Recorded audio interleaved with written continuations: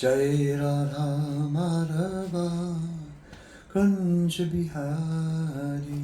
Jai Radha Madhava Kunja Bihari. Jai Radha Madhava Kunja Bihari. Jaya Radha Madhava Kunja Bihari. Gopi Jana Balava Girirvaradhari. Gopi Jana Vallabha Girivaradari. Yasodandana Prajajana Ranjana. Yashodanandana Braja Jana Ranjana. Yasodanandana Prajajana Ranjana. Yashodanandana Braja Jana Ranjana. Jamuna Tira Vanachari. Yamuna Tira Vanachari. Jamuna Tira Vanachari. Yamuna Tira Vanachari. Jai Radha Madhava Kunja Bihari.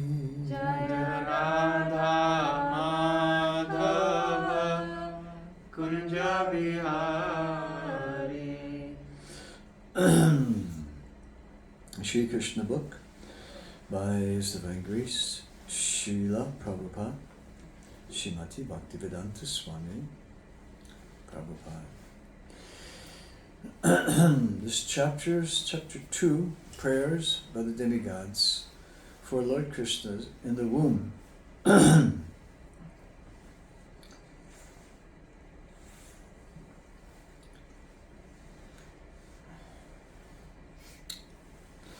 The material world is composed of 5 principal elements: earth, water, fire, air, and ether. All such elements are emanations from Krishna. The material scientists can accept these primary 5 elements as the cause of material manifestation. But the elements in their gross and subtle states are produced by Krishna. The living entities who are working within this material world are also products of his marginal potency. Marginal? What does that mean? It means that the little tiny sparks, little jiva souls, are in between. They have a tendency towards the material energy, they have a tendency towards the spiritual energy. So they're like marginal. In the 7th chapter of Bhagavad Gita, it is clearly stated that the whole manifestation is a combination of 2 kinds of energies of Krishna: the superior energy and the inferior energy.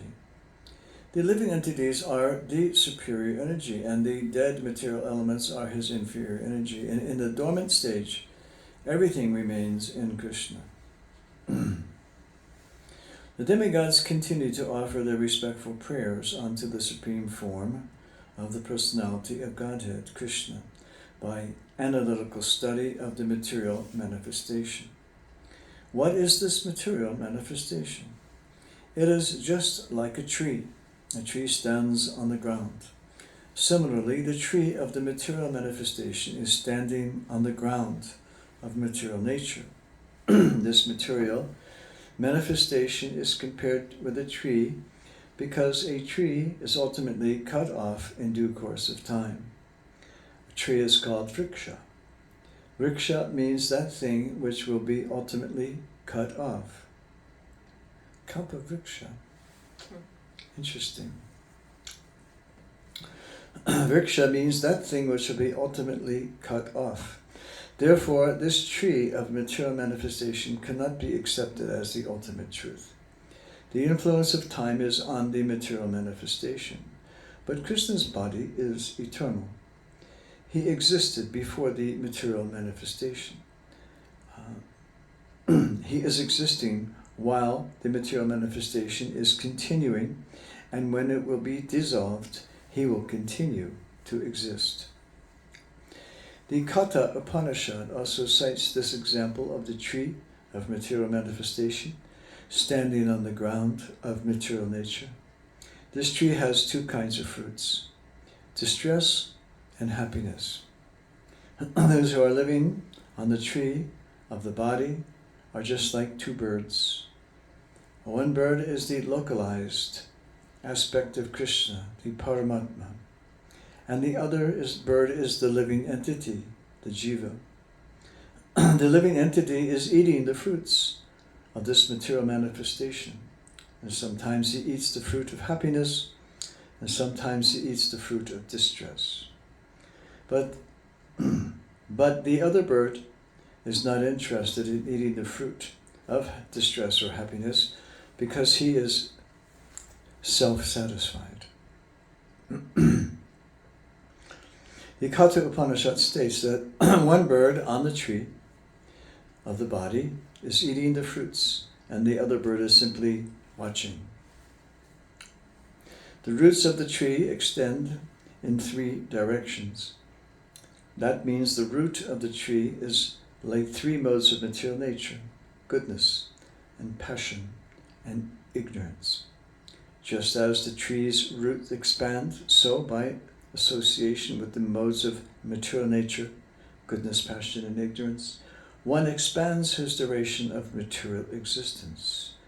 The taste of the fruits are of four kinds: religiosity, economic development, sense gratification, and ultimately liberation.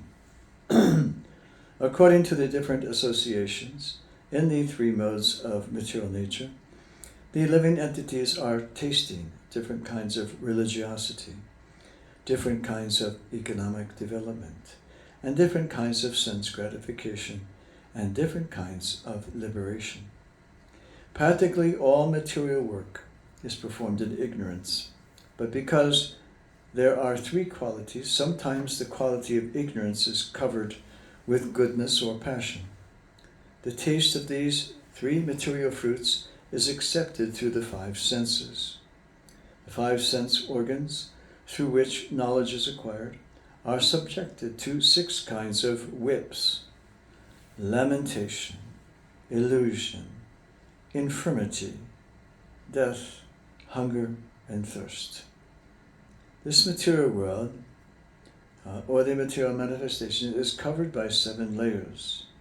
You see how this is an amazing thing, because if you go without water, you become very thirsty. Or you go without eating, you become very hungry. And if you go too long without eating or drinking, then you have death, infirmity and death to deal with. Illusion and lamentation. This material body material manifestation is covered by 7 layers: skin, muscle, flesh, marrow, bone, fat, and semina. The branches of the tree are 8: earth, water, fire, air, ether, mind, intelligence, and ego. And there are 9 gates of the body: the 2 eyes, the 2 nostrils, the 2 ears, 1 mouth, 1 genital, 1 rectum. And there are 10 kinds of internal air passing within the body: prana, apana, udana, vyana, samana, etc. The 2 birds seated in this tree, as explained above, are the living entity and the localized Supreme Personality of Godhead. The root cause of the material manifestation described here is the Supreme Personality of Godhead. The Supreme Personality of Godhead expands himself and takes charge of the 3 qualities of material world. Vishnu takes charge of the mode of goodness, Brahma takes charge of the modes of passion, and Lord Shiva takes charge of the modes of ignorance. Brahma, by the mode of passion, creates this manifestation. Lord Vishnu maintains this manifestation by the modes of goodness, and Lord Shiva annihilates it by the modes of ignorance. The whole creation ultimately rests in the Supreme Lord. He is the cause of creation, maintenance, and dissolution. And when the whole manifestation is dissolved in its subtle form as the energy of the Lord, it rests within the body of the Supreme Lord. So at the present, it's a quotation, at the present, the demigods prayed, the Supreme Lord Krishna is appearing just for the maintenance of this manifestations. Unquote. Actually, the Supreme Cause is one, but being deluded by the three modes of material nature, less intelligent persons see that the material is manifested through different causes. Those who are intelligent can see that the cause is one, Krishna. As it is stated in the Brahma Samhita, Sarva Karanam Karanam, Krishna. The Supreme Personality of Godhead is the cause of all causes. Brahma is the deputed agent for creation. Vishnu is the expansion of Krishna for maintenance, and Lord Shiva is the expansion of Krishna for dissolution. Quote, our dear Lord, the demigods prayed, it is very difficult to understand your eternal form of personality. People in general are unable to exhibit your original eternal form. People in general are unable to understand your actual form. Therefore, you are personally descending to exhibit your original eternal form. Somehow people can understand the different incarnations of your Lordship, but they are puzzled to understand the eternal form of Krishna with two hands, moving among human beings exactly like one of them. This eternal form of your Lordship is ever increasing in transcendental pleasure for the devotees. But for the non-devotees, this form is very dangerous. Unquote. As stated in Bhagavad Gita, Krishna is very pleasing to the sadhu. It is said, Paritranaya sadhunam. But this very form is very dangerous for the demons, because Krishna also descends to kill them. He is therefore simultaneously pleasing to the devotees and dangerous to the demons. Quote, our dear lotus-eyed Lord, you are the source of pure goodness. There are many great sages who simply by samadhi or transcendentally meditating upon your lotus feet and thus being absorbed in your thought have easily transformed the great ocean of nescience created by the material nature to no more than the water in a calf's hoofprint. The purpose of meditation is to focus the mind upon the personality of Godhead, beginning from his lotus feet. Simply by meditation on the lotus feet of the Lord, great sages cross over the vast ocean of material existence without difficulty.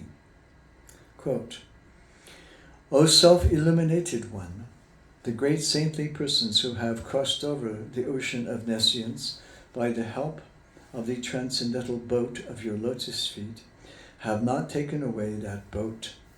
It is still lying on the side. Unquote. The demigods are using a nice simile.